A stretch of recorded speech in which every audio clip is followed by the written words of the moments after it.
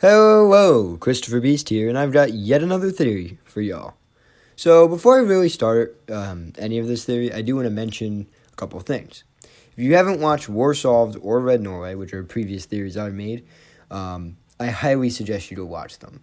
The links to those videos will be in the description. The reason I say you probably should go watch them is that this video mentions a ton of topics that were already covered and already explained in those videos. And this video is more of like a continuation of the ideas proposed in those two videos. Alright, so, we all know that 1.1 released not too long ago. And with it came a brand new map and a couple new guns. Also, with all of these new guns into the new map, there's been a new way to get loot through the cache system. So I will be addressing how this new map and how the new hidden caches really affect the theory and what new conclusions we can make from them.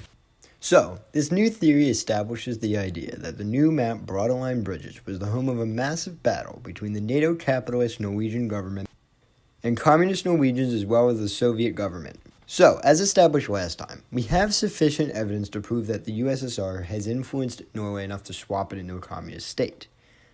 However, this new map shows evidence that the capitalist Norwegian government or a NATO force was still present in Norway as at the events of the nuclear bomb falling, which is even more evidence to the idea that a civil war, as opposed to a Russian invasion, was actually present.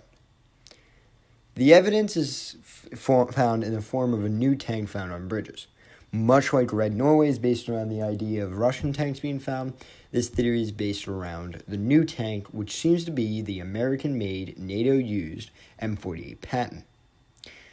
While it might, and most likely is not, the American Patton, the tank in question, and I'll be showing an image on screen right now, looks very much like the M48 Patton that the Norwegians used, with its rounded top, back carriage, and just generally looking the same.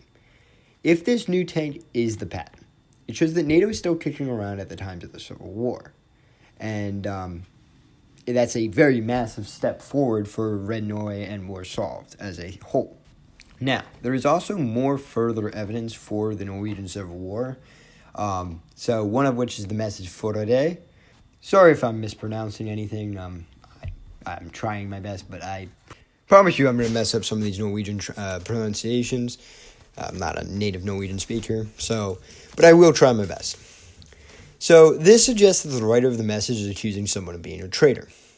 On one hand, it could be the communists accusing the capitalists who are still siding with the country to be traitors, and it could also be vice versa, with the nationalist capitalists calling the rebelling communists traitors.